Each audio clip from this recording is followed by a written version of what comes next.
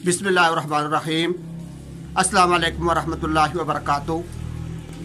मुअज़्ज़ज़ सामीन कराम, मैंने फेसबुक या व्हाट्सएप पर, अभी मुझे याद नहीं, कि एक वाक़या मैंने पढ़ा था और उसमें इस्लाम की हक़ानियत के बारे में एक बहुत दिलचस्प बात मुझे बहुत अच्छी लगी। मैं सोचा कि आपके साथ भी उस बात को शेयर कर दूं।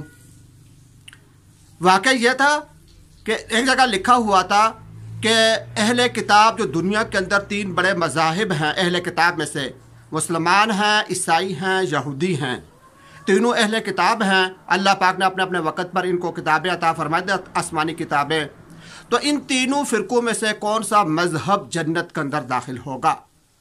मुसलमान जन्नत के अंदर दाखिल होंगे, ईसाई जन्नत के अंदर दाखिल होंगे, या यहूदी जन्नत के अंदर दाखिल होंगे?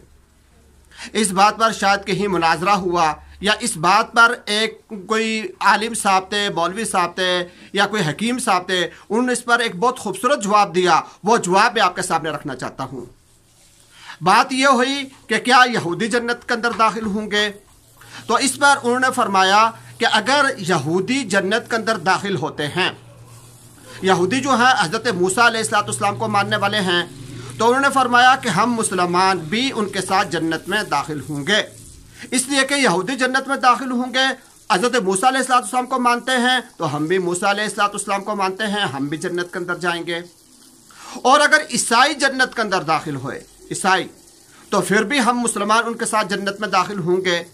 इसकी वजह यह है कि ईसाई अपने नबी को जिसको वो नबी मानते हैं हज़रत ईसा अलैहिस्सलाम हैं, और ईसा अलैहिस्सलाम को हम भी नबी मानते हैं, अल्लाह तबारक व तआला का जलीलुल कदर नबी मानते हैं। तो अगर ईसाई जन्नत के अंदर दाखिल हुए तो हम भी ईसा अलैहिस्सलाम को नबी मानते हैं, हम भी उनके साथ जन्नत में दाखिल होंगे। अब रही तीसरा ऑप्शन कि मुसलमान जन्नत के अंदर दाखिल होंगे। फरमाया कि अगर मुसलमान जन्नत के अंदर दाखिल हुए तो ना यहूदी इनके साथ जन्नत के अंदर जाएंगे, ना ईसाई इनके साथ जन्नत के अंदर दाखिल होंगे।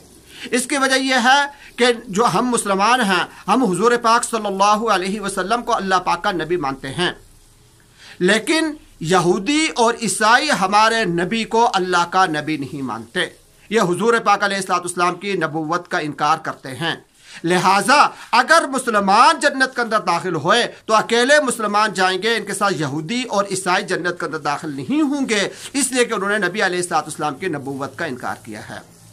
तो बात तो ये एक लतीफ़े की सी है, एक वाक़े की बात है, लेकिन अगर इसको देखा, इसकी गहराई के अंदर जाया जाए तो हकीकतन ये बात जो है बिल्कुल पक्की और सच्ची बात है कि हम मुसलमान जो है अल्हम्दुलिल्लाह सुम्मा अल्हम्दुलिल्लाह, जैसे कुरान कहता है कि ला नुफ़र्रिक़ु बैना अहदिम मिनहुम, यानी अल्लाह के नबियों में से हम किसी नबी का इनकार नहीं करते, फ़र्क नहीं करते, हम सबको अल्लाह का नबी मानते हैं। अल्हम्दुलिल्लाह हम मुसलमान वो वाहिद मज़हब है जो सारे के सारे अल्लाह के नबियों को नबी मानते हैं, सच्चा मानते हैं। और इस वजह से अगर इनको कामयाबी मिली, और यकीनन मुसलमानों को कामयाबी मिलेगी, तो इंशाअल्लाह मुसलमान ही जन्नत के अंदर दाखिल होंगे। जो अल्लाह के नबियों के अंदर फ़र्क करते हैं वो जन्नत के अंदर दाखिल नहीं होंगे। अल्लाह तबारक व तआला हमें समझ अता फरमाए।